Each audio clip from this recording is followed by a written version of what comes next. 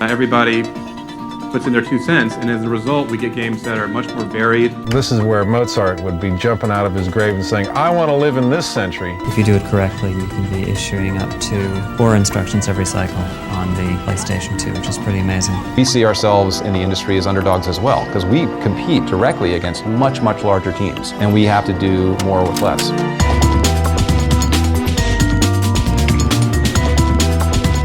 Insomniac Games. They got some pretty good stuff. Spyro the Dragon, Ratchet and Clank, and more recently the PlayStation exclusive Spider-Man games. While they're very well regarded and looked at as the good guys of the games industry, Glassdoor doesn't lie, and are certainly responsible for some classic franchises in the late 90s and early 2000s, their track record would see some critical and commercial bumpiness come the 7th generation of game consoles. Since then, they've definitely had a critical bounce back. Some may argue they played a bit too safe nowadays by following a lot of, but not all, modern gaming tropes. For me at least, they still get a small spot on the Mount Rushmore of game devs for their influence, quality, and classic Insomniac quirkiness we've come to expect. Too late again. We always seem to be a bit late. Why is that?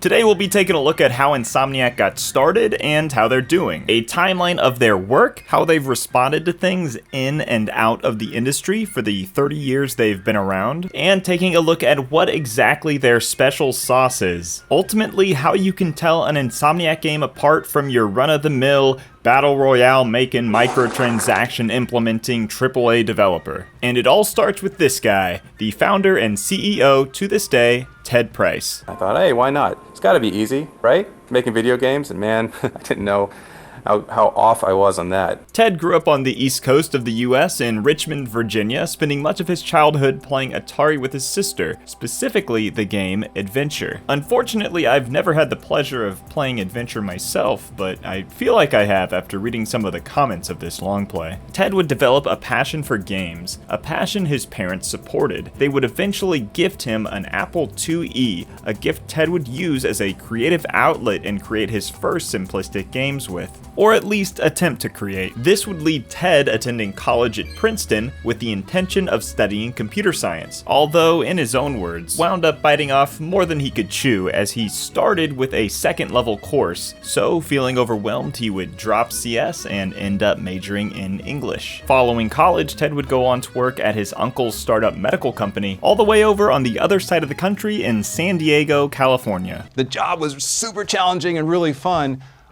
I'm not particularly passionate about medicine. I'm not a doctor. I'm really not I will never give effective care to anybody.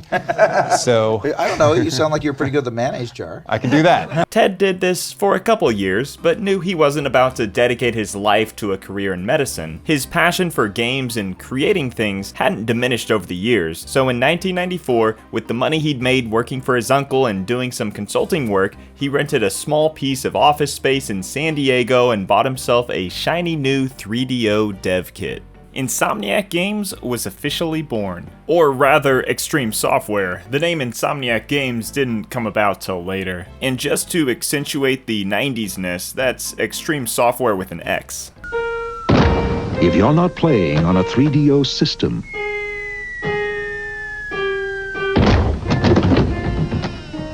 what are you playing with?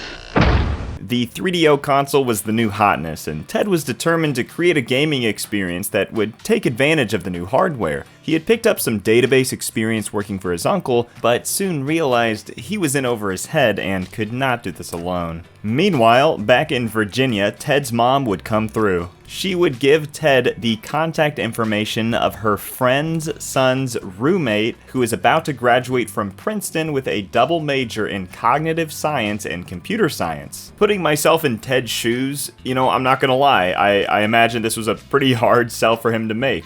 To ask a pretty much stranger to join just him and only him thousands of miles away in making a game for a console that, spoilers would ultimately fail. Not that they knew that at the time, but who knows? Maybe they just wanted a taste of the West Coast. So who was this mysterious friend's son's roommate, you ask? Enter Alex or Al Hastings. Lucky for Ted, Al was brilliant when it came to coding games, as well as naive. Al accepts Ted's proposal and takes all of his belongings to California to begin his new tenure under Extreme Software, becoming its second member. It was 1994, and at the time, the game Doom by id Software was fairly new and both something Ted and Al were interested in. So Al whipped up a 3DO engine, slapped a Doom clone in it, and the next thing you know, him and Ted were driving up and down the West Coast in Ted's Saturn, showing every publisher that would listen a VHS tape of a prototype of their first game, Disruptor. At its core, Disruptor was certainly a Doom clone, right down to the 2D sprites, the variety of weapons, and the fact that you feel like you're always walking on ice. What made Ted and Al's game stand apart were the special powers the player had called psionics, very similar to BioShock's plasmids. Unfortunately for the fellas, they were getting shut down by every publisher they approached. Primarily because a lot of these publishers already had first-person shooters, and they weren't about to hire two guys who had no experience. In short, it was not looking good. Ted was running out of money, Al was probably questioning his decision to move here, nobody wanted what they were cooking. They agreed to do one more stop at Universal Studios, who had just opened a gaming division in LA called Universal Interactive Studios. Here they met with a Universal executive, Mark Cerny. As luck would have it, Mark was impressed with Disruptor. So impressed, in fact, he accepted the request to take on publication. With this newfound support, Ted and Al were able to ditch their current office space for a spot on Universal's lot. Not only was it free, but it let the team seek advice from other developers that Universal had contracted, specifically one by the name of Naughty Dog. More to come on these guys. Now that there was some money and space wasn't an issue, they agreed to expand the team a little bit, and this included grabbing Al's older brother, Brian Hastings, who would leave his steady job at a pacemaker company to follow the passion for games him and his brother shared. One more big event around this time, shortly after Brian joined, due to a legal dispute with another Extreme Software, Ted Price's Extreme Software changes its name to Insomniac Games. There were some other names thrown around: Ragnarok, Blue Moon Turtle, Ice 9, which was almost chosen, except it was also being used by someone else. Ultimately, Ted and the team landed on the name Insomniac. They really liked the double entendre in the name, suggesting that the dev team stays up all night to make the games and the players stay up all night to play their games. With the additional resources Insomniac now had, the development of Disruptor could really be kicked into gear. Being that Universal Studios was Universal Studios, Ted and team were always surrounded by actors and video production equipment. This led to the incorporation of live-action cutscenes into Disruptor. For better or for worse. Just remember, think fast, shoot fast, and kick ass. We need someone to get in here, kick ass, and get the core shut down ASAP before it goes to meltdown. What's the quickest way to the teleporter, sir? These were definitely a product of their time, and despite having access to Universal's resources, live-action sci-fi is just really hard to do when you're on a budget. That's a vintage terraformer. It's at least 10 years old. Very astute. And when you've never done it before. It has a code they can enter. Right. Oh, here we go. And that, by the way, was a whisk. That you saw, the psionic implant thing. It kind of looked like a whisk. It was about midway through development when Mark Cerny suggested that they drop Panasonic, as the 3DO wasn't doing so hot. He suggested to instead team up with Sony and release Disruptor on the PlayStation. The team was on board to make the switch, but unfortunately this necessitated adapting the game for an entirely new infrastructure. Luckily, Al was able to have this done within a month.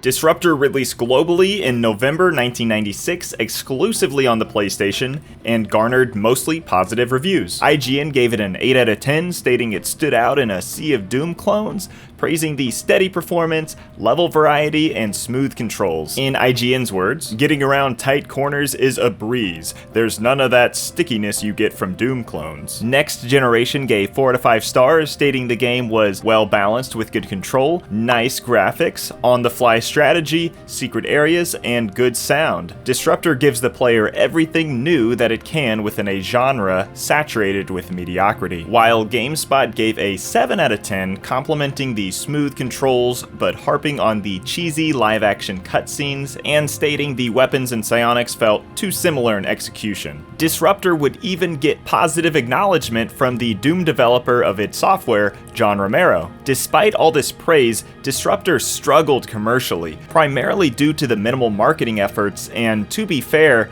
there were a lot of games like it out there around this time. Insomniac would come to view Disruptor as their first big learning experience in game development, a sentiment echoed by Ted, who dubbed it the best game that nobody ever heard of. In spite of all this, Universal remained committed and collaborating with Insomniac on future projects. Nonetheless, the team's morale did wane, prompting them to pursue fresh endeavors rather than a sequel to Disruptor. Insomniac knew they wanted to do something more lighthearted for their next project. Mark Cerny helped narrow their search and pointed out the lack of family-driven character platform games on the PS1. An Insomniac artist, Craig Stitt, pitched in, saying he always wanted to make a game about a dragon. This idea was very universally liked among the team, and thus Spyro the Dragon was born. Believe it or not, but Spyro was actually originally going to be a big green dragon named Pete. But the name ended up getting dropped because Disney already had a movie named Pete's Dragon. And even though the dragon's name in that movie wasn't actually Pete, it was Elliot. Regardless, I'm sure Universal wasn't trying to fight a legal battle against that mouse. Thankfully, the name Spyro was chosen instead. He was sized down to be more appealing to kids, and colored purple to create a greater contrast between Spyro and the grass landscapes he would be traversing. Where's Nasty Nork? I'll torch him. Keep your horns on, Spyro! When development started, the team was heavily inspired by Mario 64. Both games could be classified as collectathons. I don't know if that was a term back then, but it sure is now. You see a thing, you pick it up. Instead of coins and power stars, Spyro would collect gems and free imprisoned adult dragons. Thank you for releasing me. Thank you for releasing me. Thank you for releasing me. Oh, thank you for releasing me. Thank you for... You get the idea. The team wanted to give Spyro the ability to fly, but thought it might trivialize normal gameplay, so it was just sanctioned to separate optional levels. Instead, Insomniac blessed normal gameplay Spyro with the ability to glide. This gave the player the incentive to seek out high points in the level and glide off them to find hidden areas. And I mean, it feels great. It's like the trademark Spyro gameplay loop. There's nothing better than seeing some gems high up on a ledge and being, oh, how do I get there? And then finding a higher area somewhere else. You make the mental connection. Oh, if I glide off of here, I can reach that. Like, boom, that's what made Spyro work. And it shows the importance of level design. On a technical level, the team was much more up to speed this time around in regards to the PlayStation's architecture. One of the biggest technical feats Spyro made was its relatively massive draw distance. PS1 games that had a free-roaming camera like Tomb Raider or Silent Hill often sacrificed the polygons of far-off objects in favor of greater detail of what was directly in front of the player. Al Hastings' new engine for Spyro would draw faraway environments, but do so in a conservative way. With the help of Mark Cerny, the engine was dynamic enough to render what was in the player's view and de-render what was not. I think it was Mark Cerny who originally suggested, you could do long views if you managed to solve the problem of transitioning from high detail to low detail. It's even more impressive when you consider how much faster Spyro can move than Laura Tomb Raider Croft or Harry Silent Hill Mason. In fact, Insomniac would make changes to the camera and Spyro's speed in the Japanese port exclusively. Unlike Crash, Spyro never really took off in Japan, and this port might be a reason as to why. A lot of what Insomniac was accomplishing on the PlayStation would not have been possible without the collaboration with their neighbor at Universal, Naughty Dog, who was just about to release their third Crash Bandicoot game. Crash Bandicoot 4! To show their appreciation, Insomniac would actually bake a demo of Crash 3 into the Spyro disc that could be accessed via a special code on the main menu. Naughty Dog would repay the favor by putting a demo of Spyro into Crash 3 a month later. Nasty Nork, is a simple creature. Simple! He has been contained in a remote world and is no threat to the Dragon Kingdom. No threat! Besides, he is ugly. Ugly? That does it! Looks like I've got some things to do.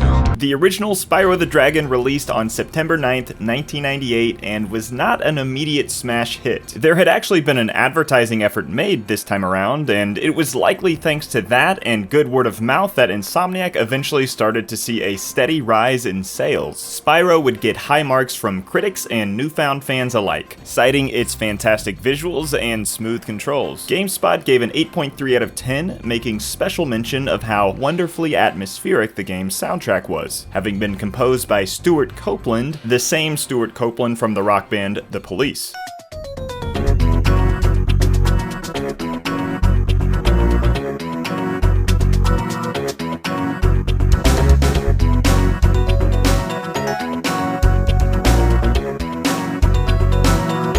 They pay me for this. Spyro did receive criticism for its lack of diversity in gameplay. While the flight levels did remedy this, the boss fights weren't really boss fights, but levels with some extra set dressing. There was also a lot of comparison to Banjo-Kazooie and Mario 64, noting it lacked the difficulty and move pools these games had. Some might find this criticism a little subjective, as others would say Spyro's best qualities were its casual nature and simplicity. In fact, Insomniac received multiple accounts of fan mail from parents and grandparents stating they enjoyed the game so much they had taken the PlayStation from their children and grandchildren just to spend some more time with Spyro. That was quite a ride, Spyro. You've learned a lot since you were a young glider. Yeah, well, you could have found an easier spot to get stuck. I don't remember asking you a goddamn thing. After some time, the game did go on to become a huge hit and eventually one of the top-selling PlayStation games of all time, going on to sell just under 5 million units. This prompted Insomniac to create their first sequel in the form of Spyro 2: Ripto's Rage, or Gateway to Glimmer if you were from the EU. If you want to know why, feel free to watch the video analysis I did on Spyro 2, link in the description. Sorry for the shameless plug. The team had certainly grown a lot since the Disruptor days, as another Hastings brother, the last one, Peter Hastings, would join Insomniac. Speaking of organizational changes, Mark Cerny would actually leave Universal around the release of Spyro 1 to create his own company, Cerny Games. Even though Insomniac was still under Universal, he would continue to consult with them not only on Spyro 2, but several of their future games. Spyro 2 incorporated more characters, cutscenes, and gameplay styles. Likely in the response to the criticism of Spyro 1, instead of just collecting, Spyro would now have to complete specific tasks or minigames, one of which included hockey in Nepal. I love the hockey. I've seen people in the office play it and just, hockey, I want to play more hockey. Spyro's voice actor was also replaced with Tom Kenny, voice of SpongeBob. Insomniac was looking for a more humble and less snarky sounding Spyro. Stop staring! Haven't you guys ever seen a dragon before? Where previously it was done by Carlos Alazraqui, voice of Rocco from Rocco's Modern Life and the Taco Bell dog. What about Nasty Newark? I'm going after So you hear him. that voice, right? That voice was Carlos Alazraqui, the voice of the Chihuahua on Taco Bell Not commercials. Yokiro Taco Bell. Yes. Yes. He didn't. Did he pass away? No, the dog passed away. Did he? Okay. Yeah, sorry to bring this whole thing down with the dead Chihuahua, but so the actor's still alive. We'll check I that. believe, We'll check I those believe facts. he is. And I we'll don't cut think that he's part out if he much actually older died. than we are. Tim Schafer is a Jim. I would love to do a Double Fine history someday. Spyro 2 released only a little more than a year after Spyro 1 on November 2nd, 1999. Much like Naughty Dog's Crash Bandicoot, Spyro was quickly becoming a mascot for PlayStation, and Spyro 2, in the eyes of many, was their best work yet. It received an aggregate score of 87% from the website GameRankings, just barely beating out its predecessor. so it was only natural we would see a third Spyro game to complete the trilogy. Spyro Year of the Dragon would release October 10th, 2000, year 2000 being the Year of the Dragon on the Chinese zodiac calendar. Spyro 3's most notable addition was new playable characters. You had a kangaroo, penguin, yeti, monkey, all of which who had a different moveset from Spyro. After just completing 2 full-length Spyro games, in truth, the team felt they were scraping the bottom of the barrel on this one. So by introducing new gameplay styles, this allowed for a lot of experimentation. For better or for worse. Critically, at the time, much like the game itself, the new characters were really well received. That's definitely not an opinion shared by everybody, especially nowadays. We're introducing the penguin and the monkey with a laser, I think, and I can't remember what their names were. Kangaroo. It's okay, Ted. I remember them. A lesser-known feature that Spyro 3 had was something they called auto-challenge tuning. Kind of like Resident Evil 4, which maybe was inspired by this game. Spyro 3 would actually adjust its difficulty in the background depending on how the player was doing. This would be determined by the number of baby dragon eggs the player had collected, which were the MacGuffins of this game, and the amount of times the player had died. More eggs, less deaths equal more enemies, harder bosses, and vice versa. While it certainly was a novel idea at the time, it wasn't super sophisticated as the game would only switch between 2 states, an easy mode and a hard mode. Spyro Year of the Dragon rounds out the original trilogy with the highest aggregate score of 91 on Metacritic. As you can imagine, Insomniac had definitely earned some street cred. They'd made Universal and Sony very happy. Ted and the Hastings brothers had certainly come a long way since the days of Disruptor. I'm sure Universal would have loved to continue milking Spyro games from Insomniac forever, but Insomniac was an independent company, and for creative reasons had a desire to move on from Spyro. This made the decision to move away from Universal and work directly with Sony that much easier to make. Universal Interactive would retain the license to Spyro and continue the series under several different developers. However, most of these games were poorly received, to put it lightly. The Universal Interactive label, which held the Spyro IP, would go through 2 mergers before dissolving into Activision Blizzard, who gave the IP to a dev team they had acquired in 2005, Toys for Bob, to help kickstart a new IP of theirs, Skylanders, that of which Insomniac had no involvement in. Look how they mess with my boy. I know we're getting away from Insomniac themselves, but just to put a bow on Spyro, Toys for Bob would use the Spyro IP again in 2018 to remake the original trilogy. Spyro, what up, baby? Spit that fire one time. Insomniac was consulted this time around. The reignited trilogy was a success. 4 years later, Activision Blizzard is acquired by Microsoft in the 4th largest acquisition of all time. So not only is Spyro now owned by a direct competitor of Sony as of 2024, but now resides under the same IP umbrella as Banjo-Kazooie. An N64 3D platformer Spyro was in direct competition with 20 plus years ago. Just goes to show that times have certainly changed.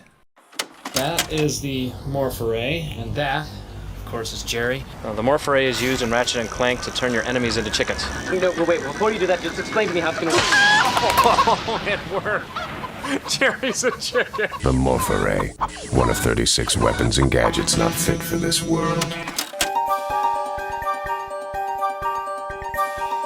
So rewinding the clock back to the turn of the millennia, with the release of the PlayStation 2 steadily approaching, Insomniac needs an idea to pitch to Sony. With the company's headquarters now in Burbank, California, Ted and team wanted to introduce a fresh new IP with gameplay styles that would be impossible for a Spyro game to have. One constraint that had always held the team back during the Spyro days was his lack of hands. Spyro couldn't hold a sword, couldn't hold a gun. This led to a few games getting pitched to Sony, one of which was Monster Knight. This was a third-person action-adventure game where the player would control this feline character who would use a swordfish as a sword. You could utilize monsters as mounts and get other temporary advantages from them. This game never got out of the conception stage, but not gonna lie, especially considering the time frame it was gonna come out in, I think it would have been pretty neat. Another game, Girl with a Stick, would make it much further into development. So much so, we actually have some footage of what the game was going to look like. Like a lot of games in the early 2000s, this was going to be a lot darker and more mature. M-rated, in fact. It was going to have a ton of lore and a magic system, and the story would incorporate themes of mysticism. And you can bet the girl in it would certainly have a stick. Although after the initial excitement about the idea had worn off, there was a kind of weariness that would spread around the Insomniacs and even Sony themselves. People didn't find the game very fun to play. Honestly, I thought Sony was really magnanimous about the whole thing. They were very nice about it. No question. What they said specifically, and I recall this pretty vividly, was, hey, look, if you guys want to release this, you can. We will support you. However, we don't think that there's going to be a market for this game. Yeah. But we'll support you, and that was cool. And for us, it was the right approach, because I think had any publisher come in and said, "We don't like this game. We just don't like it. We're going to cancel it," we would have fought back hard. This way, we had to kind of look inward and say, "Okay, well, they're telling us this, and wait, half of the team really doesn't like this game anyway, so they're right.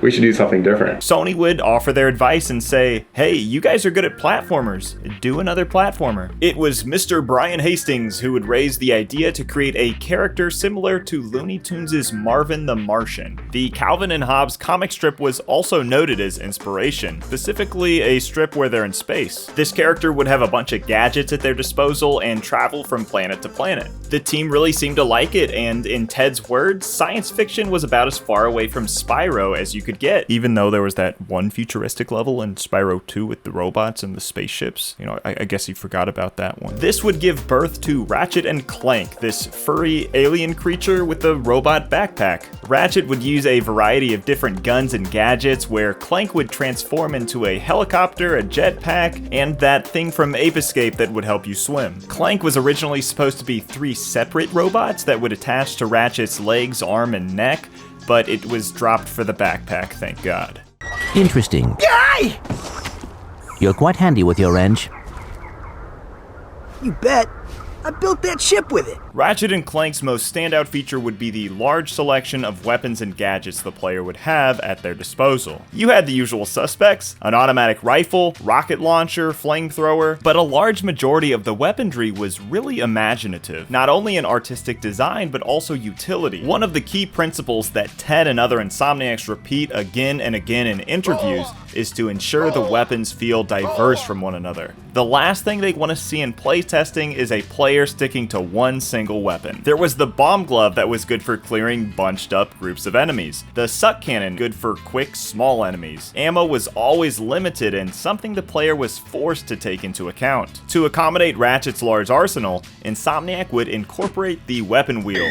Just hold down triangle and tilt the left analog stick to a preset weapon or gadget of your choice. Prior to this, games that had a large selection of weapons like Doom and even Insomniac's Disruptor, the player would need to scroll through each weapon one by one. From what I've found, Ratchet and Clank was the first game to have one of these in real time, which is a big deal as a ton of games all the way up to today have adopted this UI element. This is one of those innovations that took something a computer mouse can do really well, select an item from a big list, and successfully translate that over to console where it still feels intuitive. And we can't not talk about the soundtrack, composed by David Beju. Such a cool blend of orchestra, synth, and these crazy futuristic sounding samples. It was like a no-brainer on choosing the Metropolis track to open this video, but I always did like Blackwater City as a lad.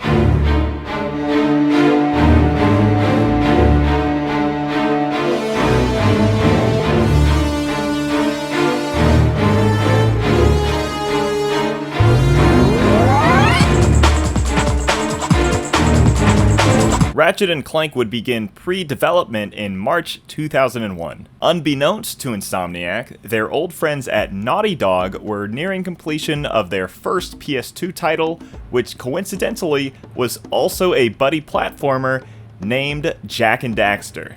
Contrary to what some might say, this was entirely coincidence. Both studios had left Universal. Naughty Dog had actually been purchased by Sony that very same year, as opposed to Insomniac, whose publisher was Sony. But that's not to say they didn't stay in contact. Jason Rubin, one of the founders of Naughty Dog, called Ted up shortly after he had learned about Jak and Daxter, offering to share some tech, specifically some code that would make object instancing more efficient. This would help with making environments much less sparse and vistas look more realistic. It's important to note that Ratchet was running on its own proprietary engine made by Al Hastings, which essentially was an upgraded Spyro engine. Naughty Dog was able to help out Insomniac and vice versa. It wasn't as if one had created a foundation for the other. There was still a sense of camaraderie between the two studios, even though they weren't next door neighbors anymore. And the closer you look, the more you can kind of see how different these games really are. Both have a hero and sidekick trope going on, but the dynamic between the two pairs is really different. Jack and Daxter have a pre-established relationship as longtime friends, where Jack plays the role of the silent protagonist who does all the heavy lifting, and Daxter is the loudmouth sidekick who is more than happy to take credit for Jack's hard work.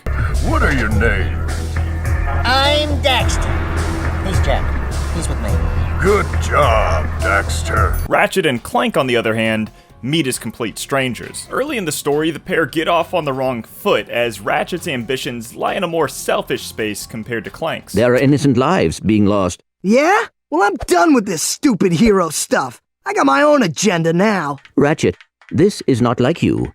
What do you know about me? Ratchet is audacious and more concerned with his ego and blowing things up, rather than stopping a tyrannical businessman. Clank is a robot. Well, actually his name is B54296. Oops! But thankfully Ratchet just gives him the name Clank. The story would see the two set aside their differences and forge an unbreakable partnership in the end. I want to keep this relatively unbiased, but this story and the relationship here, it's one of the more understated parts of this game. Certainly no The Last of Us drama, but miles ahead of what had come before. And while a common criticism is how at odds the pair is for the majority of the game, what really makes this bearable is the game's sense of humor. Most of it dripping from the main theme of the game, consumerism. The escape transports are taking all the rich folks off this god-darn planet. So why aren't you on one? Socioeconomic disparity. What? He hasn't got enough bolts. Of course, I'll just need my fee for service. Here, I pulled this off a busted robot. Give me some bolts for bus fare and it's yours. However, I just so happen to have one, count 'em one, O2 mask left. How much? This is about one thing and one thing only. Cash. And lots of it. The Gadgetron PDA. Public display of affection? No, personal delivery assistant. You can always trust Gadgetron quality, or my name's not Steve. The remaster's not so good. This is a universe where interplanetary travel is a breeze, but everyone is still trying to get paid. All the NPCs have an asking price for their help, all the new locations are shown in the form of a commercial, and on the gameplay side, it's likely on a new playthrough, you won't be able to afford each and every gun as they come up in the shop. You're really gonna have to pick and choose, unless you do this glitch at the hoverboard race. While production was wrapping up on Ratchet and Clank, playtesting was going so well that Sony greenlit a sequel 5 months before the original would even ship.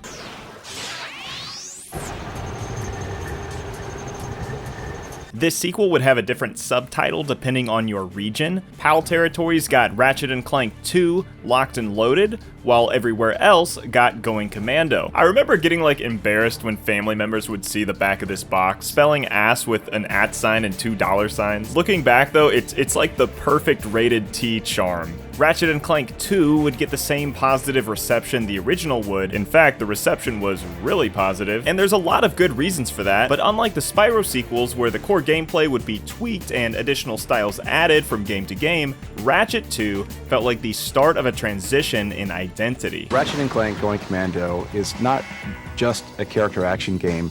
It's something that we can't even define at this point because we've added so many elements from other genres. Ratchet 1 was a platformer where you had a bunch of guns. Ratchet 2 starts like that, but slowly transitions into a game where shooting stuff is the priority. Ratchet was also a nice guy now. Kind of ironic because the amount of murder he's doing has doubled from last time. The character would also be recast to be voiced by James Arnold Taylor. Clank? Clank, can you hear me? Whose voice you might recognize in another PlayStation 2 game that came out not so long before this. Also, I was surprised to learn that Clank's voice has no post-processing on it. It's all the actor. This is bad. This is it, the prototype duplication room. Well, I'm off. Clank doesn't use contractions. So, just to be clear, this game does have platforming. Not as much as the first, but enough to where your most common death will probably still be falling off a ledge. Space combat was added, and so was this hoverbike minigame, kind of akin to the hoverboard in Ratchet 1. There were some more subtle additions made, like granting the ability to strafe with the L2 or R2 buttons, and an unlockable first-person mode, which, if I were to guess, they wanted to make a standard option if it wasn't for all the glitches surrounding it. I alluded to this earlier that Insomniac wanted to expand the shooter nature of this game, and this is something that gets really apparent once you're several hours in. The power ceiling for Ratchet and his enemies has been raised significantly since last time. Near the end, the aliens you're shooting can really start to feel like bullet sponges if you've been neglecting the extracurricular stuff. Ratchet can now increase his max health exponentially, but the real foundation of his power comes from the new weapon upgrade system. Guns will now transform after X amount of use. Most of the time for the better. Tears for souvenirs. So as you can imagine, there's a lot more meat on the bone this time around to accommodate the million bullets it takes to fire to upgrade all these weapons. There were 2 combat arenas you could fight waves of enemies on, and 2 giant literal deserts you could jet boot across to look for MacGuffins and fight larger enemies. One of which, the Ice Desert variant, led to the creation of an internal award given to the Insomniac associate who conceived the worst thing in a game's development: the Snow Beast Award. The Ice Desert on planet Grelbin is home to some of the most infamously difficult enemies in the entirety of Insomniac's library, the Snow Beasts. I think I can tell you why people find the Snow Beasts frustrating. Because they're everywhere? Well, because they're everywhere, but also their pre-attack animation is too short. They're actually not meeting the minimum duration for a pre-attack. When they pull their arm back, they're asking you a question. They're saying, what are you going to do in response to the fact that I am going to attack you? The developer, Tony Garcia, was assigned to build this level on short notice and was only given 3 days. They basically said, well, the level's sort of been already worked on, just finish it. But me being me, I was like, well, I'm not going to work with somebody else's stuff. I'm going to delete it all and start from scratch. As ridiculous as that may sound, this huge level. I mean, there's a lot of stuff going on. With all brand new enemies.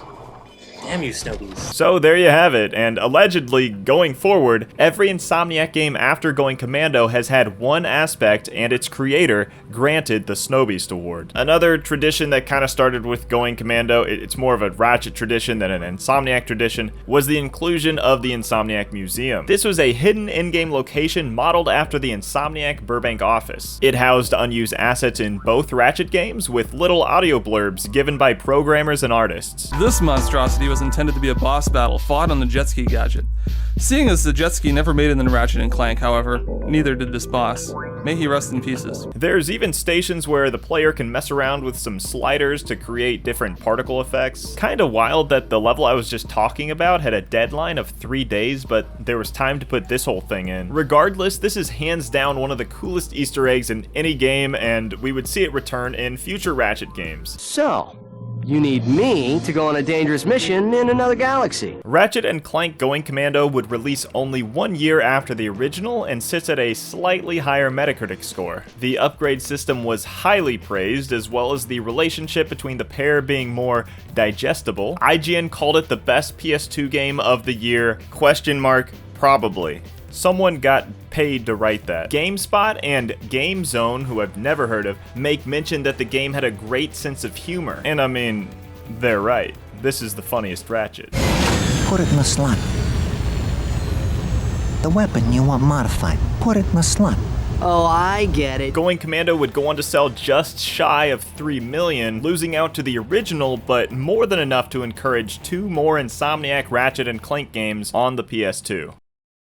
Ratchet and Clank Up Your Arsenal, or just Ratchet and Clank 3 as it was known in Europe and Africa, is certainly the most orange Ratchet game. It would also mark the 3rd consecutive year a Ratchet game had been released. Al Hastings had actually pointed out in a Ratchet 2 interview the only reason that game was completed within a year was because of the reuse in assets. So being that Up Your Arsenal was also on the PS2 and certainly reuses assets, it would be just a matter of doing it again. What made development a little more taxing this time around was Sony's request to put multiplayer into the game. As it happens, this game released the same month that the PS2 Slim came out, which included a network adapter baked in, whereas the fat models you had to buy the little backpack for it. This might explain why the single player is a bit more linear. You know, previous games you had a little bit of wiggle room as to which planets and objectives you tackled. Enemy variety got a lot more homogenous. Multiplayer maps would creep their way into the single player campaign. Sacrifices were made and corners were cut to,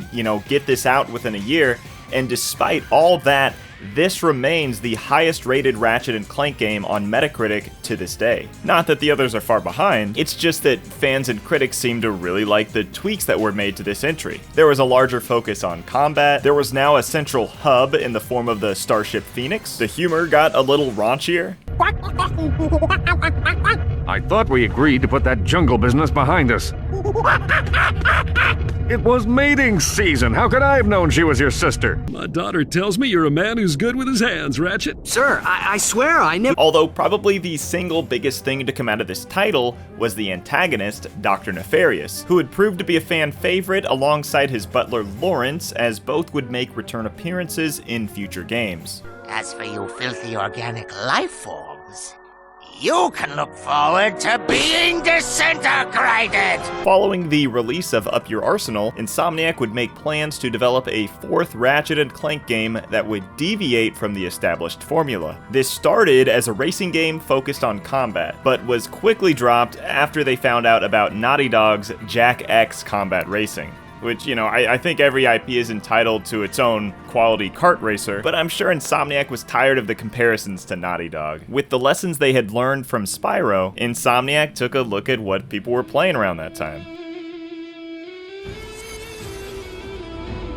Halo 2, a lot of Halo 2. This is what would inspire Ratchet Deadlocked, or as it was known in Europe, Australia, and Africa, Ratchet Gladiator. But yeah, just look at the cover. It looks like somebody spray painted Master Chief's armor red and put a PNG of Ratchet's head over it. Clank was also dropped from the title. He's still in the game, not on your back, but he's like your guy in the chair this time around. Instead of Ratchet going on his usual planet-hopping adventures, the story would have him competing in a gladiator-style game show called Dread Zone, and with any attempt to escape, and they blow you up. While the reception of Deadlocked ended up being more mixed than the other Ratchet games, it certainly knew what it was trying to say from a gameplay perspective. There was no Clank levels, there was no 2D side-scroller Mega Man Captain Quark games, and most of the gadget use is delegated to your two provided robot companions. What was here was a lot of shooting. Platforming and just general level design is at a minimum. There are some vehicle sections to mix things up, but majority of the time you'll be on foot fighting off the hordes. But if you desire, you don't have to do it alone this time, thanks to Insomniac's inclusion of local co-op. Player 2 can jump in and out of the single-player campaign. Adding in a second player does lose you your combat bots, requiring one of the two humans to take on their responsibilities. Right off the bat, you'll notice that the control scheme has been defaulted to lock strafe mode, which was actually an alternate control scheme introduced in the last game. With it, you can use the R1 button to shoot, Ratchet will always face the perspective of the camera, and if you really want to feel like you're playing Halo, there is a first-person option. The last major change in Deadlocked is a change to something I think resonates the deepest in the foundation of Ratchet games: cutting the weapon count in half. To compensate, Insomniac added weapon mods. These could do a variety of things, like increasing a weapon's rate of fire or adding a secondary effect like shock damage. This mechanic was lightly introduced in Going Commando, but it really feels fleshed out here. To a lot of fans, Deadlock felt like a spin-off that took one aspect of existing Ratchet gameplay and really refined it. Speaking more on its spin-offy nature, Deadlock was oddly excluded from the 2012 PS3 Ratchet and Clank collection. It would be remastered and released separately on the PS3 later, but much like the ports found on the collection, which was not made by Insomniac, you're better off playing this on a PS2 if possible. Well, don't bother getting up for drinks, folks. This guy won't last 2 rounds. We'll see.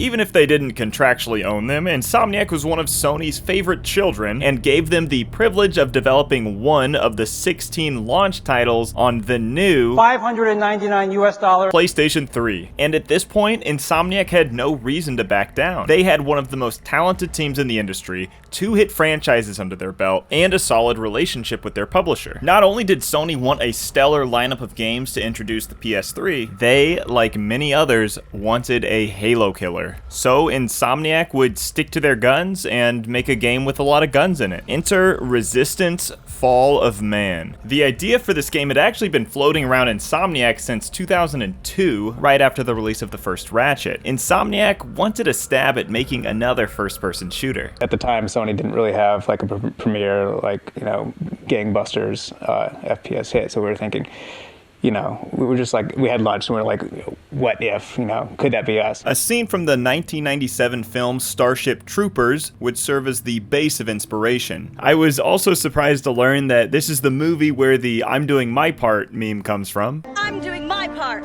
Originally, Insomniac wanted to incorporate time travel and venturing to multiple planets like they had in Ratchet, but ended up scrapping these for something more grounded in reality. They would mix the science fiction proposal with a World War II setting. Initially, they wanted to do World War I, but World War I is kind of an out there concept, and the weapons weren't as cool. Despite the decision, this wasn't your average World War II game. World War II itself actually never takes place in the universe of Resistance. Instead, we see an alternate 1951 where an alien race dubbed the Chimera has spent the last 20 years overtaking Europe, and a player-controlled Nathan Hale in the US military is deployed to Britain to help assist in their final defensive effort. On this mission, Nathan is infected by the Chimera. Normally, this would turn him into one of them, but instead he develops special powers and becomes stronger, faster, gains regenerating shields from Halo, kinda. And the irises of his eyes turn yellow, just like the Chimera.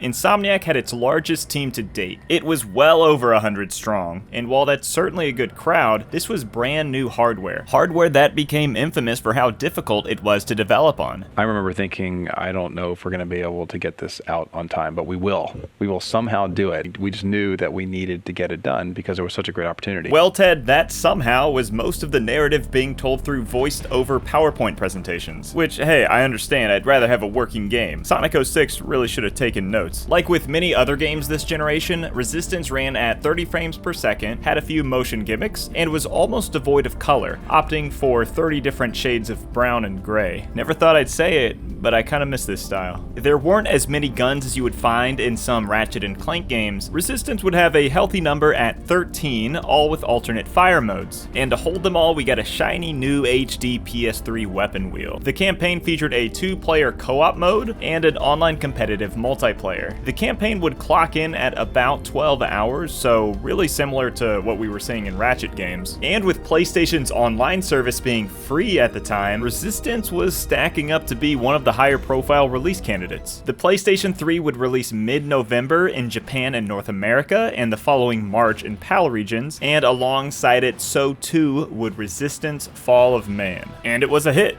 Not only did it review well, it would prove to be the highest selling PS3 launch title. Not that it had a ton of competition. IGN would call it the killer app of the PS3. 411 Mania would give it one of the highest quantitative scores at 9.6 out of 10, remarking that while Resistance doesn't take too many risks, it maintains a high level of polish across its runtime and has a multiplayer that'll keep you occupied for months. The New York Times would give one of the more mixed reviews, calling the aliens versus humanity idea played out, criticizing the AI, and stating that the graphics were surprisingly unimpressive and no better than what you would find on a 5-year-old Xbox. Which, I don't know if I'd say that, but there was a common thread being spun on how uninspired it all felt. We had seen World War II games, we had seen Alien games, that was Insomniac's first game, and don't get me wrong, those archetypes are popular for good reason, and some outlets would give praise for successfully combining the two. I think Insomniac had a legitimate creative interest to do a first-person shooter, and Sony wanted to enter the new generation with a surefire bet. I mean, suffice to say, Resistance was certainly a financial and critical success,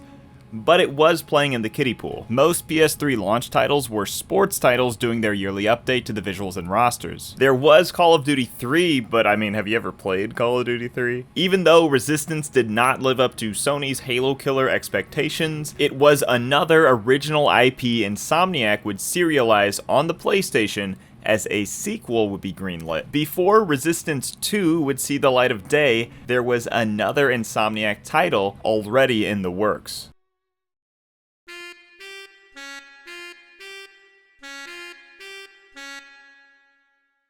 It was no secret Insomniac had created not one, but two unofficial mascots for Sony's PlayStations. Spyro had been lost to what had been Universal, and that relationship had run its course, but the Ratchet and Clank IP was safe with Sony, and while Spyro had certainly sold well, so too had Ratchet and Clank. Even Naughty Dog's Jak and Daxter series had started to peter out in sales with each release, unlike Ratchet. Plus, on the development side, Insomniac really enjoyed working within the Ratchet and Clank universe. The setting of space exploration and the endless experimentation one could do with weapon and gadget creation offered a lot of freedom in terms of innovation. It was clear that Sony, Insomniac, and the consumers loved Ratchet and Clank. From a business perspective and a creative perspective, the choice was made to continue the franchise beyond the PS2. The first post-Deadlock Ratchet game, Ratchet and Clank Size Matters, would be developed by a studio made up of ex-Insomniac and Naughty Dog devs, High Impact Games. Size Matters was a bite-sized Ratchet and Clank experience that would release on the PSP in February 2006 and go on to be ported to the PS2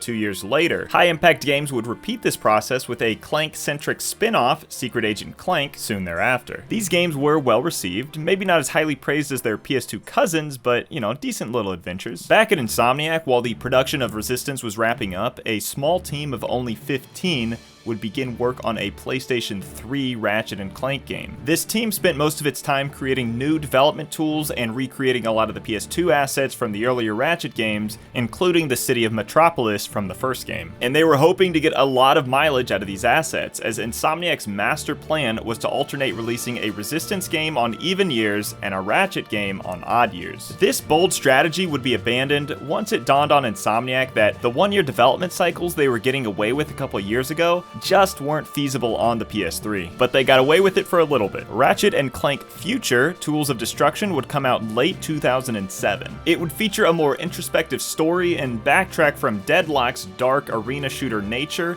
into a more classic-feeling experience focused on exploration and platforming, all at a stable 60 FPS, just like we had on the PS2. Character models did look a little off. Upping the detail on a design that was originally made with lower poly in mind has always been kind of a gamble, Kingdom Hearts 3 being a prime example. The story takes itself a lot more seriously, becoming much more lore-focused, emphasizing the origins of Ratchet and Clank, rather than poking fun at consumerism and capitalistic ideals like in previous games. This was still a continuation from the PS2 games, despite a few retcons being added. Retcons like Ratchet being the last of his race, even though the pair had met another Lombax in the second game, and Clank, instead of being a manufacturing defect as depicted in the first game, now was a creation of this alien species who are responsible for maintaining time and space. Who did you say gave you this thing?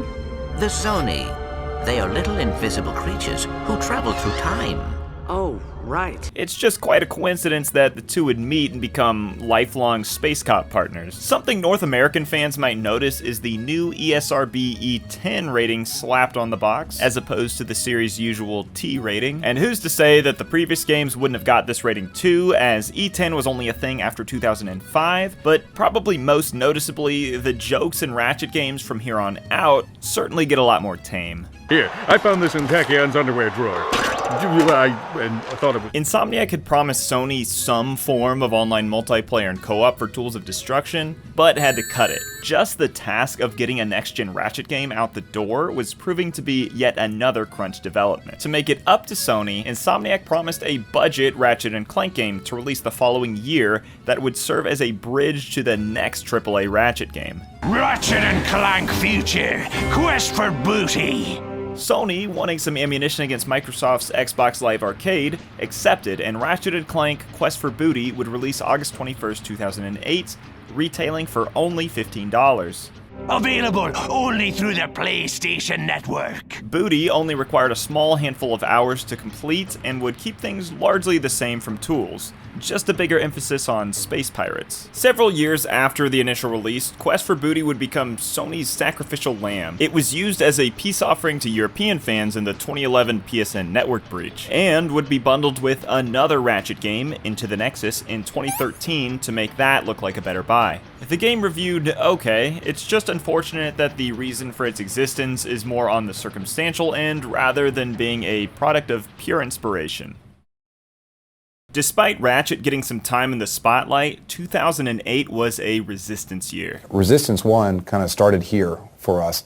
Ratchet moved up significantly in terms of the tech, and Resistance 2 is going to be an equivalent leap in terms of tech. IGN has Ted doing these interviews when he's sick, let the man rest. As he said, Resistance 2 would be Insomniac's holiday release this year. But suffice to say, things had changed since the release of the first. The PS3 and Xbox 360 now had a lot of competent first-person shooters, including Call of Duty 4, which was sweeping the industry, about to kick off a revolution we are still feeling the tremors of today. Not to mention, Halo 3 had lived up to its insurmountably high expectations and was converting longtime PlayStation buyers to the green side. And it certainly didn't help that Resistance 2 had chosen to adopt every conventional aspect from modern shooters at the time, making it stand out a lot less. The box art was way lamer. The original gave off this really desolate and hopeless feeling. First glance of Resistance 1's box and it looks like a World War II game, until you notice that the skull has fangs and 4 eyes. Think about it for more than 5 seconds and you might be able to guess the foundation of the plot right there. The sequel's box is just a guy with a gun on it, some aliens in the background, and the Golden Gate Bridge. There's a lot less to draw from, and what is there isn't all that interesting or thought-provoking. If I'm looking at this on a shelf at Best Buy, I am forgetting about it 3 seconds later. As far as what's in-game, the entire health bar would now regenerate after taking damage instead of in just little chunks. The weapon wheel was gone, replaced by a 2-weapon system. The 50s World War II aesthetic had kind of been thrown by the wayside. Everybody's wearing like Bluetooth headsets and black jumpsuits now. All of that isn't to say that the game isn't good. It is. It's just there were now a lot of games like Resistance, and what had made Resistance unique in the first place, Insomniac had kinda shied away from highlighting. Sales would end up being about 1 million less than the original, likely due to the added competition. Critics and fans scored Resistance 2 well. There was praise for the higher graphic fidelity, Nathan Hale being a little less boring of a protagonist this time around, and the competitive multiplayer being really solid. Notably, there were a lot of complaints about the removal of local co-op in favor for an online one. Hardcore fans of the original game would voice their distaste the loudest, and it would not go unheard. But before we get to that, Resistance would receive some spin-offs in the handheld variety. Like with Ratchet, Insomniac would once again hand the license off to other studios. You have Resistance Retribution, developed by Bend Studio, the same developer that did Siphon Filter and Bubsy 3D, coming out in February of 2009 on the PSP. This turned Resistance into a third-person shooter, and you used the face buttons to aim as the PSP lacked a right analog stick. Despite this unorthodox control scheme, it got a lot of positive reception, unlike its 2012 brother on the PlayStation Vita. Swinging the pendulum back once again, the next true Ratchet and Clank experience would be developed in a blazingly fast 9 months. About the same amount of time it took to make you. And I mean, this was just these short development cycles catching up to them. Insomniac had released at least one game every year since 2002, and even more impressive, there were no stinkers. Quest for Booty's development and the decision to pull in extra resources for Resistance 2's post-production ended up cutting into the pre-production for the new Ratchet and Clank. But is pre-production really that important? The idea of pre-production is that you do a bunch of stuff while you're still negotiating the contracts. You're like ahead and ready to hit the ground running. The reality of pre-production is everybody wastes 2 or 3 months and then you throw everything away. So the importance of pre-production varies on who you ask at Insomniac. There was still going to be crunch, and the whole thing was only feasible likely due to the reuse of assets and the team's growing familiarity with the dev tools. This game would follow the events of Tools of Destruction and Quest for Booty. Insomniac even hinted at it being the last Ratchet ever. This was a lie, and they knew it was a lie. The title, A Crack in Time, would be chosen, with the sexual innuendo-fueled name Clock Blockers being rejected. Are you ready? Crack in Time would feature one of the most ambitious stories for the Ratchet series, seeing the pair being split up for most of the game and introducing a mentor figure turned villain for Ratchet, and bring back the popular Dr. Nefarious from Up Your Arsenal. As far as the gameplay goes, this is another helping of what Tools was offering, with some new bells and whistles. Leveling up and modifying weapons had always been a part of the established formula. Crack in Time introduced the Constructo weapon line. These were specific weapons that could not only be customized in appearance, but also in function. Clank segments would also see a creative leap forward. Puzzles incorporated these stations where the player could record and replay their movement in real time. Clank also finally gets a weapon to call his own. Kinda looks like one of Donald's weapons from the first Kingdom Hearts. This one right here. Clank's new dad is also voiced by Mario. Crack in Time would garner a lot of positive reception. Those who were on board with Tools were certainly on board here. There were some rumblings about the formula getting stale from a gameplay perspective, as this would be Ratchet and Clank's 6th outing on consoles. And while the series had certainly evolved from its debut, the last handful, maybe apart from Deadlocked, had played it relatively safe. 2010 would come and go with no game releases from Insomniac. That's not to say they weren't busy.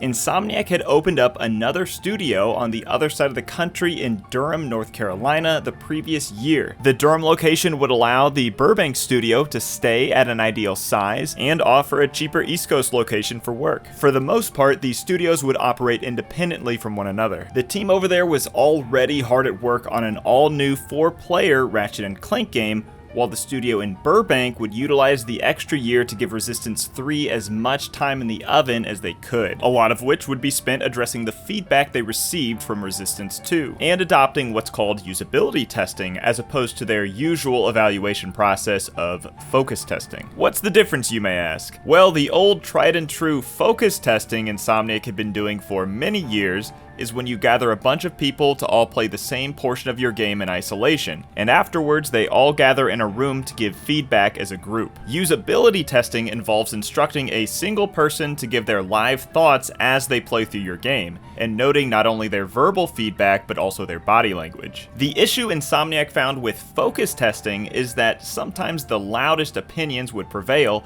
rather than the most common, or groupthink would lead to feedback that just wasn't accurate and discouraged the more risky and creative ideas. Sometimes a good thing, sometimes not. Usability testing, on the other hand, took more time and resources, but gave a more intimate insight on what players were thinking, where they were getting stuck, when they were having fun, and most of all, whether or not the player was feeling what the developer had intended at specific moments. This change to the feedback loop would affect Resistance 3 and all future games to come from Insomniac. For starters, they swapped out the old protagonist for a new one. Enter Joseph Capelli. He's not as mid-2000s edgy as Nathan Hale. He's an ex-soldier who has a family he wants you to be emotionally invested in. Cooperative split screen made a return, as well as the weapon wheel. Competitive multiplayer went from supporting up to 60 players to just 16 to make matches feel more focused, and so that a single player could have more effect on the overall outcome. Sounds kind of familiar. Resistance 3 released in September 2011 for the PlayStation 3, and for the most part would be another strong entry to the Resistance lineup. Looking back, however, it's certainly a product of its time. The online modes were tied to the PSN Pass program, and if you don't remember these, they were essentially codes that came bundled with new copies of games, and it would enable your account to access the online modes. They were used to incentivize people to buy games new rather than secondhand. Resistance 3 also supported 3D TVs and the PlayStation Move, even poking fun at Nintendo's Wii.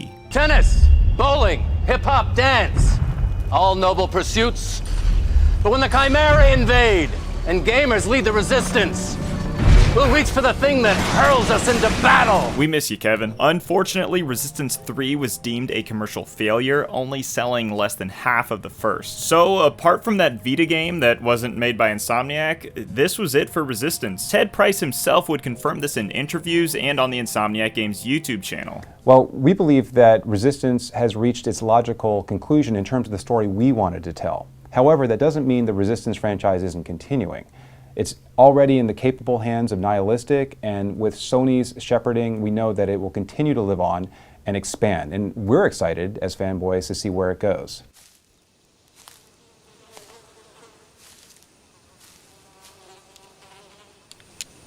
That is one big pile of shit. There's a Resistance fan base that still exists today, and it being the age of remasters and reboots, who knows, maybe Insomniac will give us another helping someday. Or not milk it and let it rest. With 2011 wrapping up, a layer of dust had started to settle on our fat PS3s and red-ringed Xbox 360s. Insomniac had had quite the decade, overcoming the challenges of PS3 development, successfully maintaining multiple IPs, and opening a brand new studio who were just about to release their first game in October, Ratchet and Clank All for One, the studio's 8th Ratchet and Clank game. And this was not by accident. Ratchet and Clank had become some of the most popular game characters to come out of the 2000s, and no one was a bigger fan of theirs than the corporation that owned them, Sony. Daddy Sony had been a constant throughout 95% of Insomniac's lifespan, and it could be argued neither would be where they are today without the other. But Insomniac wasn't Ted and the Hastings brothers on a couch any longer. It now had hundreds of talented artists, designers, and programmers behind it. Ted and his team were thinking about the future, and Sony didn't necessarily have to be a part of it. I mean, the PS3 hadn't been the unstoppable superpower the PS2 had been, especially in the States, and it sure would be nice to freely own the IPs your company made. It was announced at E3 2011 via a trailer that Insomniac would be releasing a multi-platform game by the name of Overstrike with Electronic Arts as their publisher, and Insomniac would have full ownership over the IP. Mr. Brooks, how would you describe yourself? Well, I like to think of myself as a people person.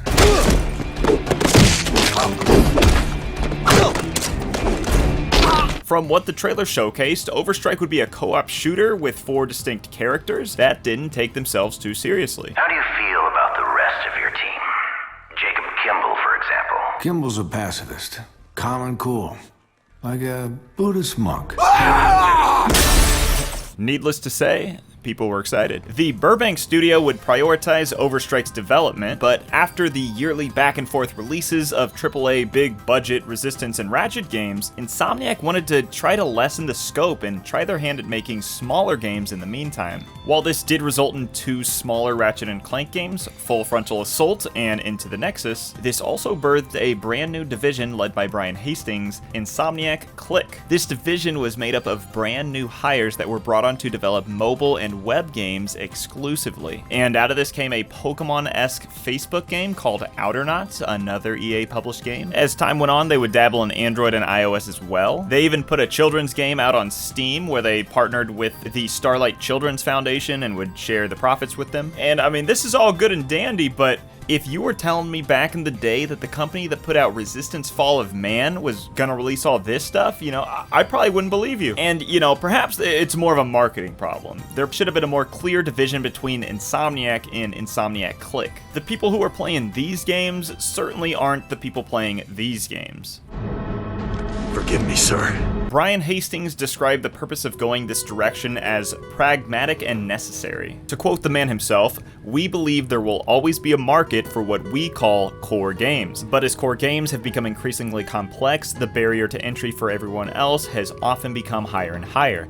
As a result, the games with the highest production values are simply impossible to play for the vast majority of people in the world." This is a fair point. You know, this wasn't the 90s anymore where you could buy a PS1 dev kit and crack off a few games with a 10-man team. $60 AAA games in 2012 were expected to be filled with content, detail, and story to keep players engaged for dozens of hours. Not to mention that making a new IP in this environment, like Insomniac was known to do, is extremely risky. Facebook, iOS, and Android being recognized as gaming platforms caused a sort of gold rush for game devs. It was low risk and there was a potential for easy profit. You know, Insomniac wasn't about to simply ignore it. Those hundreds of salaries didn't pay themselves, and I'm sure it's not cheap to run AC through those 2 big ol' office buildings. All that being said, it still hurts to watch Ted do these ads. When I tap the left side of the screen, digit jumps. When I tap the right, dash jumps. Hello? Honey, I'm at work. Oh, is the bone sticking through the skin? Well, then it's not an emergency. Despite the attempts to break into these markets, Brian and his team had mixed results and ultimately chose to dissolve the Click team into Big Insomniac. In more recent interviews, Ted is pretty candid about this being a failure. First of all, why? Why did, other than Facebook was the hot platform at the time, why did you guys make that? when your bread and butter had been console for so long. No, I'm with you. It was not the best decision. To Insomniac's credit, they did try. They tried something new. It's like that one Shakespeare quote that no one finishes. A jack of all trades is a master of none, but oftentimes better than a master of one. What did you just say? And we learned not to make mobile games. Switching gears back to Overstrike, to the surprise of many, Insomniac would reveal a darker, drier version of what they had previously shown. Living matter was recovered from an L6 classified event. They call the stuff Fuse. It's volatile, unpredictable, and when combined with other elements, shit gets really weird. Gone were the lighthearted quips and bright colors, replaced by a much more serious tone and these pieces of cardboard in place of characters. What had happened was, the initial trailer cut of the game had performed poorly in testing with the intended audience of teenagers. So this new, more mature, and less campy direction was chosen. It's a telltale sign that Ted puts more effort into defending the reimagining and claiming how little has changed from Overstrike in early interviews, while in his more recent ones he blames himself personally for pushing for this change. We had already announced Overstrike and we changed it to Fuse, and that's something that I'll take responsibility for. There was a lot that went on behind the scenes in terms of where our publisher thought the game was going to end up. So I know we disappointed fans. And we'll never know exactly how much was changed from that original vision. The only thing we know for sure is the title. Changing the title from the name of the team to the substance that powers the weapons. And personally, I think that's a giveaway for the desire to focus on action rather than characters. I mean, just look at the cover. It's 4 people wearing black jumpsuits with their faces cut off. It makes Resistance 2's box look like Da Vinci. My man's even got his lips covered by the NTSC logo. You heard him. Let's wrap it up. Where are we supposed to go? Bomb shelter with an open bar? How the hell should I know? Fuse's campaign gives you and your friends 4 unique agents to jump between, each glued to an accompanying weapon. Split screen supports just 2 players, but can be combined with online play to fill out the 4-person party so that you don't have any AI-controlled squad members stumbling around. And this was the way to play, as a lot of the criticism was directed towards the horrendous AI. But even if you're lucky enough to have 3 whole friends, you're still gonna have to find something else to play, because EA shut down Fuse's servers on both platforms in June 2021 with absolutely zero warning. And there was no system link. It was Insomniac's, first time doing the Xbox thing, but still kind of a travesty, even though this game kind of sucked. This game was developed to be played with a group of 4. There are 4 characters because it wants you to play as a party of 4. You cannot play this game with 4 players anymore. I can dig out Gauntlet Dark Legacy for the PS2, 25-year-old game, and I can play that 4 players no problem. I mean, you do need like a multi-tap and shit. This game is 11 years old, and you can no longer do that. The only way we'll ever see a 4-player Fuse again is if it's remastered in some fashion. And I'll tell you right now, judging by all the 4 out of 10s and 6 out of 10s this game got, that is unlikely.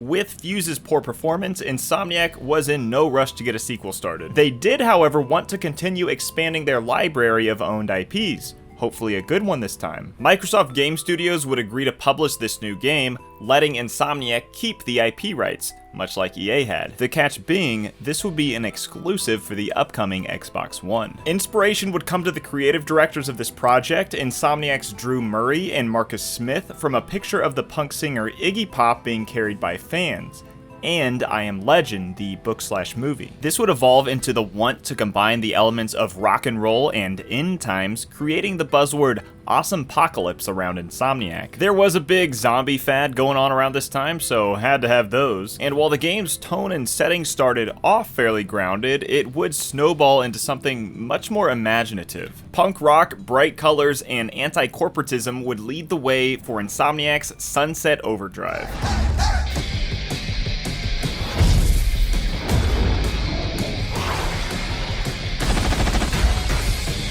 Instead of the dark brown and gray hallways and vicious chimera from Resistance, Sunset Overdrive would take place in Sunset City, which was suffering from a mutant zombie infection originating from an energy drink, which nobody really seems to take all that seriously. Hey, I know there's some scary shit out there, but it's all in how you look at it. You tell yourself you're gonna have a good time, you'll have a good time. Am I right? But seriously, those motherfucking OD will tear you apart. Be careful. The gameplay of Sunset would incorporate Insomniac's two biggest strengths: a large array of weapons that can be upgraded and swapped between at any time, and platforming. In a way, it feels like what Ratchet and Clank would have been if they would have emphasized traversal and movement over shooting. Fuse had some traversal sections, but it was really just padding to fill runtime before you got to the next squared, flat battlefield with waist-high cover. Getting around is intuitive but not automated. It only takes a minute to get the hang of grinding on rails and bouncing off the hoods of cars, but it takes practice to make it look good. Staple this to an open world with tons of interactables and a weapon lineup from Insomniac, and you have a solid foundation for single-player and multiplayer modes. I've played my fair share of games. I know what to do with red barrels. Sunset Overdrive would release October 28th, 2014 exclusively for the Xbox One, which was just about to hit 1 year on the market. It would be praised by critics and fans for its self-aware humor, fluid traversal system, and energetic art style. For all intents and purposes, Sunset was a big critical success, getting 9s and 10s across the board, but it wasn't necessarily a financial success. Insomniac Games made a grand total of $567 net profit from Sunset Overdrive sales, a mere fraction of the millions spent on its development. $567 in profit. That is not enough money to afford the high-end PS3 in 2006, and adjusting for inflation, it's definitely not enough. I don't necessarily want to call this a failure, because Insomniac certainly could have lost money, like they did with Fuse. While they barely broke even, they came out on the other side with a brand new IP they own the rights to, a brand new fan base on a brand new platform. There certainly was potential here, and there were talks about doing a Sunset Overdrive 2. But as of today, this has not yet come to fruition, and we will get to the story as to why that is. They wanted to make Spider-Man instead. A PC port of Sunset would be released years later in November of 2018, development for the port being handled by Blind Squirrel Games. And it's a perfectly fine port. It's a bit bare bones. They got rid of the multiplayer mode, which people said was kind of boring anyway, but you know, gets the job done. Getting back to 2014 though, it was obvious that Insomniac had started to slip. They had taken the risk in seeing what else was out there, but had come back broken and bruised. In the general public's eye, they were just that studio who had made Spyro and Ratchet games on the first two PlayStations. And that little inkling of the collective perception is exactly what they would use to make their next game. You know what else happened in the 90s? Insomniac started. You'd know that if you read your employee manual. I went straight to compensation. It had been a bit since the last AAA Ratchet and Clank game. Sure, we had the spin-offs and the budget titles in the latter years of the PS3, which did keep Insomniac afloat during their experimental years on Xbox, but it was time for something big. The proverbial Ratchet and Clank iron was hot. Kids and teenagers who had grown up with the PS2 Ratchet games were now young adults, and they had their own bank accounts and some children of their own. Not to mention, the PS4 was kinda killing it in terms of market share, and it had a big Ratchet and Clank shaped void. The stars had aligned for a Ratchet and Clank reboot, but there was more. A Ratchet and Clank feature film was planned to release alongside as a sort of companion piece. And over the years, Ted has kind of given mixed messages on if Insomniac had ever wanted that for Ratchet. Developers will tell you, yeah, if we've arrived, if our game character shows up in a movie. Right. And that wasn't really our goal. It never really been our goal. I think collectively, we've been trying to do something with Ratchet on the big screen for years. I mean, ever since the PlayStation 2 versions of Ratchet. If anything, they were making sure your wallet didn't stand a chance. Well, Sony actually. Insomniac would still be handling the development of the game, but the movie's production would be divvied out to Rainmaker Entertainment and Blockade Entertainment, even though Sony Pictures had an animation division. But, you know, I'm sure they're busy with something else really important. Both the movie and game would be made in tandem with one another. While Insomniac was mostly hands-off with the production of the movie, they kept a line of communication open between themselves and the production companies. Plus, they would share assets like models and concept art. The plot would be loosely based off of the first game, but in typical Hollywood fashion, they'd be taking the everything in the kitchen sink approach, essentially throwing every single thing people like about Ratchet and Clank into a blender, glue it all together so it has some semblance of a story. As you can imagine, or have maybe seen, this made the final product feel more like a 90-minute commercial rather than a focused narrative. The film would fail critically and commercially, falling about $5 million short of its initial budget. It did not do particularly well. You guys probably know that. I felt it was missing the charm of the original. There you go. The game adaptation, which was just called Ratchet and Clank, would see success on both fronts, becoming Insomniac's best-selling game up to that point. Despite looking like a remake at first glance, it really wasn't. Insomniac was mostly upfront about this. The back of the box literally says the game based on the movie based on the game, and as stupid as that sounds, it's true. Unfortunately, on the front of the box, the title is Ratchet and Clank, not Ratchet and Clank movie game. And I don't think I need to tell you why this decision was made. The same thing happened with Sonic 4 when that was being developed. Someone figured out that the title Sonic 4 would create a lot more buzz. What I'm saying is, it felt a little disingenuous to staple this to the original game when you're actually stapling this to this crappy movie. And it's not a terrible game, it's just some people see it as an insult to the original. It is riddled with modern AAA practices and practices from movie to game adaptations from like 10 years before. Scenes from the movie were spliced in as cutscenes. The difficulty had been lowered. 30 FPS. Nerd culture appropriation. I've died and gone to nerd heaven. Nerd. I like him. If you want a really well thought out analysis of the game, I highly recommend the Gaming Brit Show's video, How Ratchet Lost Its Edge, a much better use of an hour and a half than the movie. While the Ratchet game-movie combo would be the biggest thing Insomniac had done to date, there was a smaller, quieter project in the works. This began as a passion project of Brian Hastings, who would gather a small 15-person team within Insomniac, harkening back to the days of Spyro and Disruptor, to create a more cohesive and unrestrained working environment. The project was titled Song of the Deep, and would be far from the weapon-centric, action-oriented experiences of Insomniac's AAA games. The final product would be an aquatic Metroidvania inspired by Irish mythology that would see the player focus on exploration and puzzle solving inside and outside of a submarine. The main character was a 12-year-old girl named Marin, created as a role model towards Brian's own daughter, and a sort of foil to modern video game protags. The majority of the plot would see Marin searching for her lost-at-sea father while uncovering the mysteries of the ocean. A distribution agreement would be made with GameStop, who would publish and distribute the game in their stores on PS4, Xbox One, as well as on Steam under the newly made Game Trust Games division. It was praised for its unique art style and labeled as a must-play by Metroidvania fans. It sold relatively well for its small scope and, if nothing else, showed Insomniac's willingness to go outside of their comfort zone. Before we move on to the next AAA venture, there's another avenue Insomniac was exploring around this time. Virtual reality was starting to get hot around 2016. Headsets were popping up from all sorts of manufacturers, and in typical Insomniac fashion, Ted would make sure his company's footprint was there. A quote from the man himself: "We knew at first that the install base would be low. At the same time, we have a lot of passion for and faith in the growth of VR looking ahead to the future." In April of 2016, Ted estimated 30 to 50% of Insomniac's workforce across both studios were working on VR games. From 2016 to 2019, we'd see Edge of Nowhere, a gloomy third-person adventure inspired by H.P. Lovecraft's At the Mountains of Madness, The Unspoken, Harry Potter meets Fight Club in Chicago, Feral Wright's Altered Beast in VR, and Stormland, first-person Breath of the Wild with robots and guns. Although VR wasn't the only bag of chips Insomniac had their hands in. 2 augmented reality games were developed for a device named the Magic Leap 1.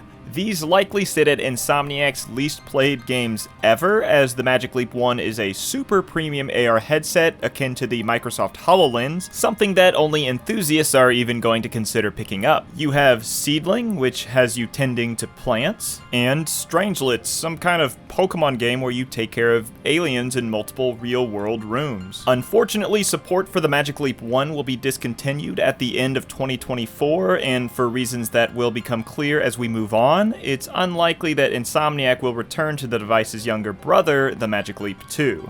It's easy to dismiss these VR and AR games as nothing more than Insomniac's attempt to keep up with the ever-changing market, which they probably were, but you never know if you're gonna have the next Angry Birds or Minecraft on your hands. Ted and his team knew what their bread and butter was: large-scale, single-player action games, and that's exactly what would get their foot in the door in their next big unexpected venture. Can Spider-Man come out to play. Ratchet had certainly proven to be a mainstay for Insomniac, as long as they were willing to stay on PlayStation, but they hadn't managed to get Sunset Overdrive off the ground the same way they had for Spyro, Ratchet, and Resistance. They were willing to give Sunset another go. The original hadn't exactly raked in the cash, but it had gotten some notable nominations and created a sizable enough fan base. A sequel would likely be cheaper to develop, and who knows, maybe Insomniac could develop as strong of a relationship they had with Sony with Microsoft as well. This was the plan going forward, but that all changed one day when Sony came knocking and asked Ted directly, "Hey, what do you think about working with Marvel on something?" You see, Marvel Games had terminated their contract with Activision in 2014. Activision, who at the time was the primary publisher on Marvel games. Marvel just wasn't happy with the quality of games that Activision was churning out. They wanted something to rival the Batman Arkham series, so they went to Sony, who went to Insomniac. Ted was initially a little weary of the proposition. Insomniac had only ever worked on IPs that were conceived within the company. Working on an external IP would bring constraints they weren't used to, and a certain expectation from someone else, that someone else being Marvel. So Ted said, "Let me do a rain check," and brought the news back to Insomniac, where he got an overwhelming yes. Of course we want to work with Marvel. Marvel gave Insomniac the option to pick any of their properties and make a game around it, except for the X-Men, which was owned by Fox at the time. They discussed Daredevil, Iron Man, Captain America, but Spider-Man rose to the top very quickly. They felt Spider-Man embodied a lot of the qualities of Insomniac as a company. Both had a strong conviction to do what's right, and were seen as underdogs to those around them. Marvel gave Insomniac the freedom to tell their own Spider-Man story. They would keep communication open for consultation, but they wanted the story to come from Insomniac. This led to new but familiar designs of the lead cast, and introduced a relatively new to the comics villain, Mr. Negative, as well as several fan favorites. The most challenging part of development would be recreating the scale of New York City and turning it into a jungle gym for our titular hero to zip across. And as it happens, Insomniac had recently made a game not too dissimilar from that. They already knew how to do high traversal movement-based gameplay with a lot of parkour, thanks to Sunset Overdrive. This is the one thing you need to get right when making a Spider-Man game. Successfully capture the thrill and momentum of traversing the Big Apple from above via web swinging. Evidently, this was understood by Insomniac, as this is literally the first thing the game has you get to grips with, and it makes a fantastic first impression. Excuse me, late for work!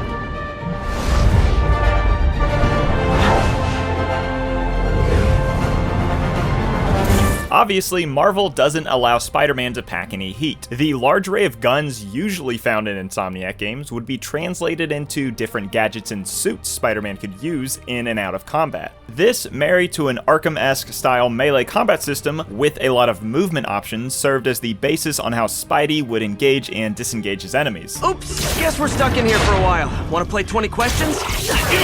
No? How about we thumb wrestle? Okay, face punch it is. After 4 years of development, Marvel's Spider-Man would release September 7th, 2018, exactly 1 year after the Spider-Man Homecoming movie, interestingly enough. To say this game was successful would be a gross understatement. 3.3 million copies were sold within the first 3 days of releasing, making it Sony's fastest-selling first-party video game release ever, and eventually the highest-selling PS4 game, period. It would outsell every previous Spider-Man game combined. Which, I mean, tying your game to one of the most popular characters in all of media is largely to blame for this, but the timing was just about as perfect as it could have been, with the Avengers Infinity War having released in theaters several months back, that of which had Spidey in it. But was the game any good? Well, yes, judging by the many 9s out of 10s it saw from gaming outlets. Was it perfect? Well, no. The mission structure of talk to the person, go to the minimap marker, watch the cutscene, fight the people was certainly not unique. Some liked the combat, some called it shallow or that it took too long to show its depth, but the most complaints came from the mandatory Mary Jane stealth sections or Ratchet and Clank-esque Peter Parker puzzle minigames. On the flip side, the story received a lot of praise for its ability to tell not only a solid Spider-Man story, but a solid Peter Parker story. The game received glowing accolades for its depiction of New York City, which is funny because Insomniac admitted that they never took a specific in-person research trip to NYC. They just used what they could find on Google Maps and the rest of the internet. Don't move. Buddy, if If I had a nickel for every don't move... Sony had been the horse that Marvel had bet on, and Insomniac had been the horse that Sony had bet on. This whole deal had gone down just about as well as it could have. Marvel was happy that people now had Spider-Man on their game consoles rather than Batman. Sony was happy that this game was driving PS4 sales, and apart from all the monetary reasons, Insomniac was happy to be back on top of the food chain in terms of game dev studios. Up until this point, a good portion of the general gaming audience only knew them from their early games. They were back on the map and even got a shiny new logo. Life was good, but Insomniac was about to see some big changes.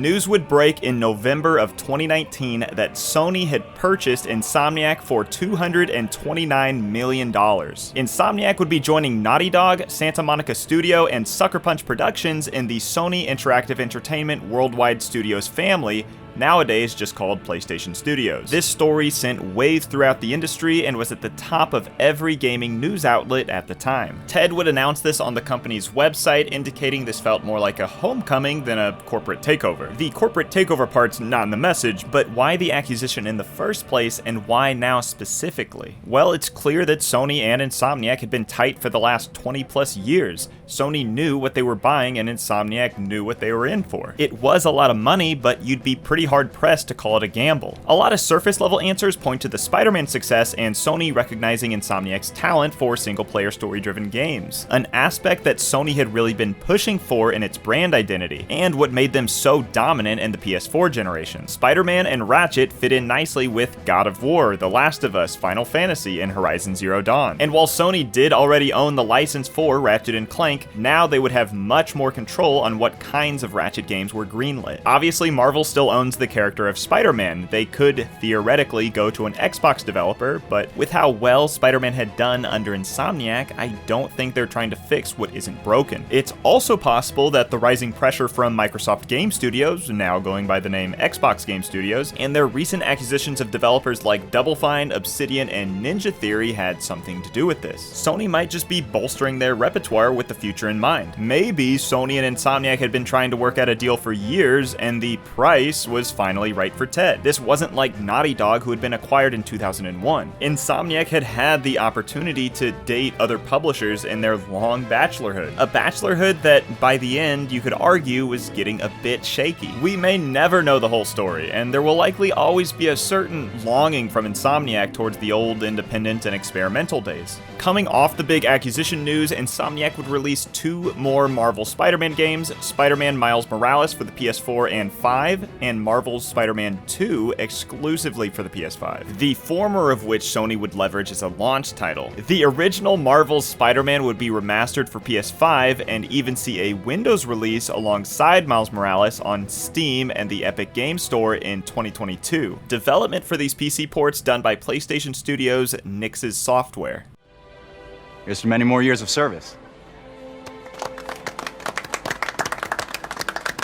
So is that it? Insomniac is just the Marvel Spider-Man studio now forced to pump out Webboy games until the end of time? Well, not exactly. Before Miles Morales had been picked as Insomniac's launch title on PS5, another all-too-familiar duo had been selected to lead the charge. Development for a Ratchet and Clank game that would follow up the Future series would begin in 2019. This would be a return to proper big-budget, no-movie tie-in, no remake Ratchet and Clank. Both the Burbank and Durham studios had skin in this game. They had ample time, ample resources, and most importantly, ample experience to ensure that Insomniac's prodigal sons were here to stay. The subtitle Rift Apart was chosen to highlight the dimensional rifts our heroes would be jumping through, changing environments instantly in real time, showcasing the PS5's shiny new super fast custom SSD. Dimension jumping also largely ties into the plot, as the cast is thrown into an alternate nightmare dimension where an alternate version of the now staple villain Dr. Nefarious, or Emperor Nefarious now, has already achieved multi-planet domination and created a robot empire to do his bidding.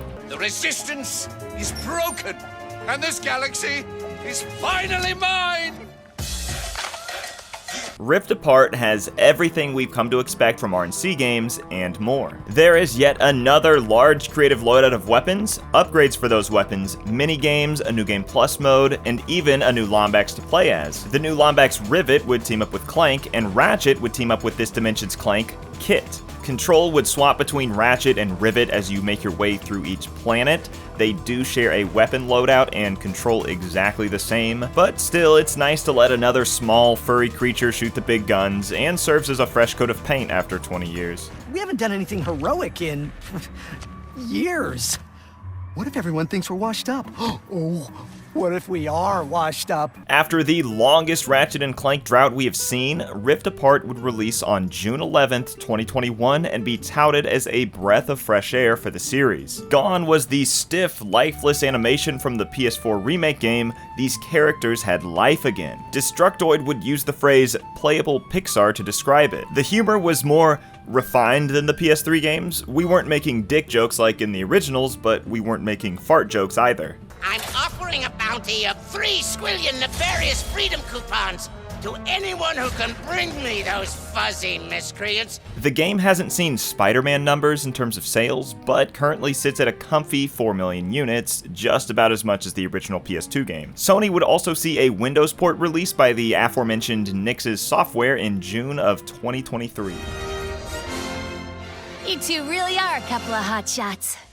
So there we have it, Insomniac's entire library of games up to present day. We glazed over some Ratchet games and went a little out of order there, kind of smashing the Spider-Man games together, as Spider-Man 2 on PS5 would release after Rift Apart in October of 2023, but for the sake of not going over every minor update and change, I digress. So has anything happened since Spider-Man 2 released less than a year ago? Well, yes, and it's not too good. In December of 2023, hackers from the ransomware group Reseda obtained a ton of confidential information from Insomniac servers, including sales figures, employee information, screenshots of internal conversations, and plans for future projects. They threatened to publicly release everything unless paid $2 million in Bitcoin. Insomniac declined, saying, "We do not negotiate with terrorists," and soon thereafter, 1.6 terabytes of aforementioned data was leaked to the masses. Notably, this included an early release build of the upcoming Marvel's Wolverine, which did see a public trailer in 2021, as well as plans for a Venom game, an X-Men title, Spider-Man 3, a new Ratchet and Clank game, and plans for a brand new unnamed IP. I'm not sure if this is a Sony vulnerability or if it's on Insomniac themselves. It's extremely unfortunate that personal details of employees got out. The company you're employed to should do everything in its power to ensure its employees' privacy, health, and safety. As far as the leaked future project information goes, I can't find it in myself to feel too bad for the multi-million-dollar company. The next Marvel game is gonna do just fine whether or not people know about it.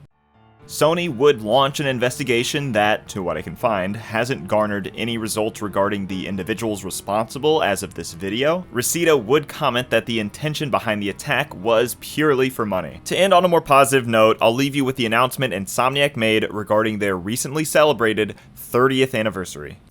Yes, go on. We're all riveted. In February, Insomniac Games reached its 30th anniversary, marking 3 decades of grand adventures and tales of triumphant heroes. Together, we've traveled galaxies, swung into action to save cities, and journeyed to wondrous new dimensions beyond our own. We put you in the shoes of heroes overcoming great odds because we believe everyone should feel empowered to be greater. While we are eager to commemorate our legacy in 2024, we also acknowledge the challenges we faced along the way. But Insomniac has shown immense resilience and continues to adapt to new challenges to hone our craft as game makers and storytellers. It's who we are, and it is reflected in the games we make. Whether you're a current Insomniac creating our next big game, a teammate who previously walked our halls, or a longtime fan who joined us at any point in our 30-year ride, thank you.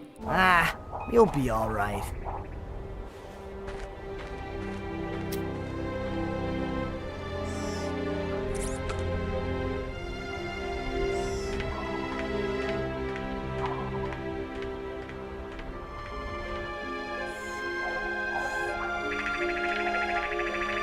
Hey, tin can!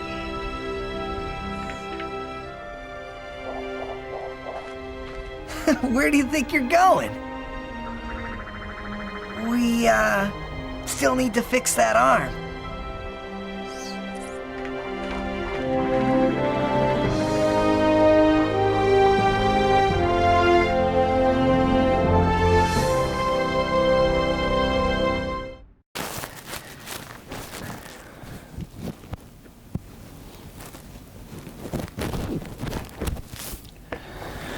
Hey everyone, this is Shane Mania. Just want to say thank you so much for getting your way to the end of the video. This was an absolute joy to make. It was hard work, but you know, I love Insomniac. I've been playing Insomniac since I was a little kid with a PlayStation. So if this video if you've never played an Insomniac game, and this video has inspired you to do so, you know, there are so many good starting points. There's the classic Spyros. There's the Reignited trilogy, which I guess technically isn't Insomniac, but that's a good way to get into Spyro. There's the Ratchet games. There's Spider-Man. I mean, you know, there's upcoming games. New unknown IP, Wolverine, right? So, you know, it's a great developer that there's a lot of variety in. So, it was super fun. I would love to do more long-form development history videos like this. They take a lot of work. They won't come around all too often. So, who knows what's next exactly. I don't have a plan. I've just been spending the last several months trying to get this out without sacrificing its quality. So I really hope you guys enjoy it. I might do a Spyro 3 video. I know I've been getting some suggestions to do that. We'll see. I'm kind of Insomniac out right now, so that might be a bit, and I want to give that game the proper attention it deserves, like I did with Spyro 2. And it's been a while since I've revisited the original Spyro 3. The last time I played it was on Reignited, probably like a few years ago, so that'll be interesting. But thank you again so much for watching. Really appreciate it. Hit all the buttons, tip your servers, have a great night, and I will see you in my next one.